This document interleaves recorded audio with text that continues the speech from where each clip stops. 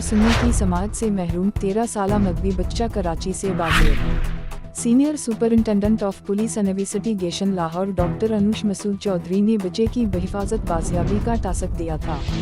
In charge investigation Shafiq आबाद गुलाम रसूल आवान ने team के हमराह मगवी बच्चे शोएब को कराची से तलाश किया।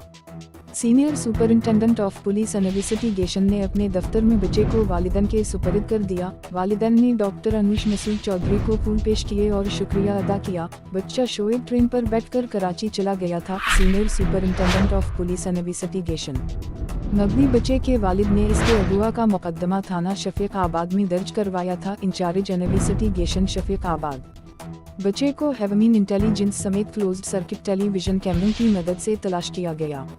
अवाम के जान व माल के तहफ़्फ़ुज़ के लिए शब वाओ रोज़ कोशिश। Senior superintendent of police investigation doctor Anush Masood Chaudhry ने पुलिस टीम में तारीफ़ी इसनाद तकसीम की।